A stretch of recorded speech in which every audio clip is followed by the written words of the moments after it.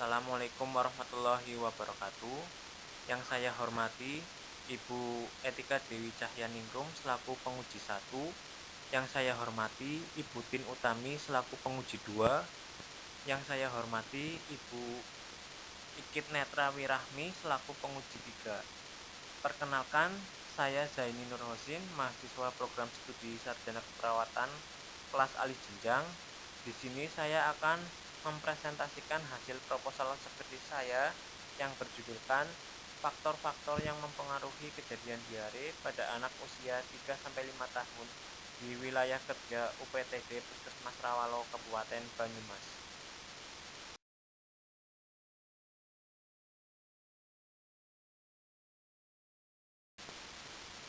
Baik, yang pertama itu ada prevalensi diare di dunia. Di United States of America, dengan penduduk sekitar 200 juta, diperkirakan 99 juta episode diare akut pada anak-anak terjadi setiap tahunnya. Yang kedua itu prevalensi diare di Indonesia. Morbiditas angka kesakitan diare di Indonesia mencapai 195 per 1000.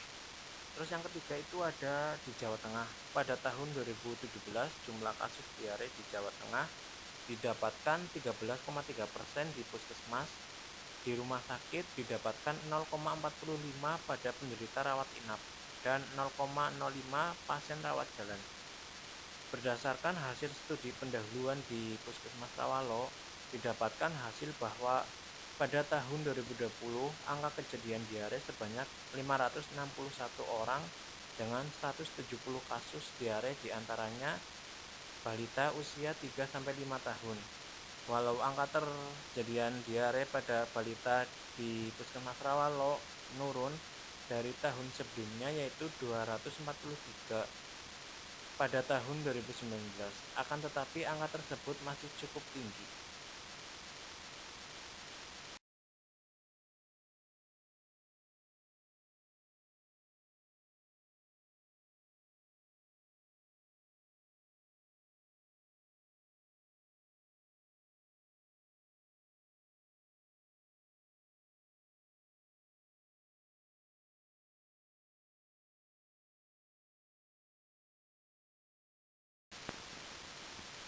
Untuk tujuan penelitian yaitu ada tujuan umum. Tujuan umum mengetahui faktor-faktor yang mempengaruhi kejadian diare pada anak usia 3-5 tahun di wilayah kerja Puskesmas Rawalo, Kabupaten Banyumas. Yang kedua ada tujuan khusus, mengidentifikasi faktor langsung kejadian diare pada balita usia 3-5 tahun. Mengidentifikasi faktor tidak langsung kejadian diare pada balita usia 3-5 tahun. Yang ketiga ada mengidentifikasi hubungan faktor langsung dengan kejadian diare. Yang terakhir mengidentifikasi hubungan faktor tidak langsung dengan kejadian diare.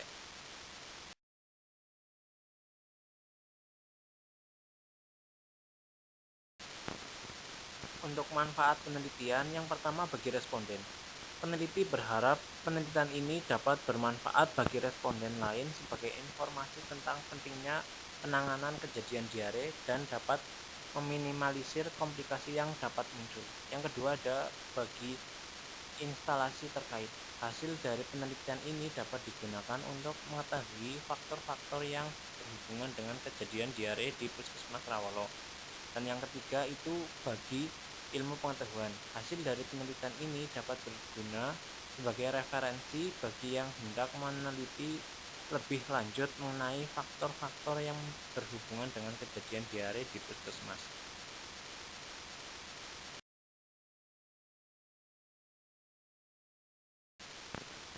Berikutnya, yang mengakibatkan terjadinya diare pada anak balita yaitu ada dua faktor. Yang pertama, faktor langsung, terdiri dari pengetahuan ibu, sikap ibu, riwayat pemberian ASI eksklusif, perilaku cuci tangan, higien, dan sanitasi. Yang kedua itu ada faktor tidak langsung, yaitu tingkat pendidikan, status pekerjaan ibu, pendapatan keluarga, dan status gizi.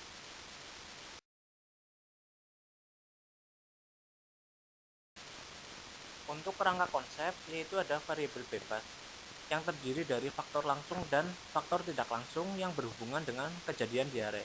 Untuk variabel terikat yaitu kejadian diare.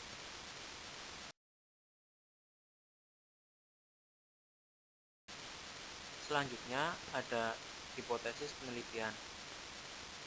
H itu ada hipotesis alternatif, yaitu ada hubungan faktor langsung dengan kejadian diare pada anak balita. Untuk HO-nya itu ada hipotesis nihil.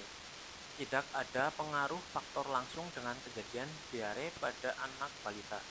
Yang kedua itu ada pengaruh faktor tidak langsung dengan kejadian diare pada anak balita, dan tidak ada pengaruh faktor tidak langsung dengan kejadian diare pada anak balita.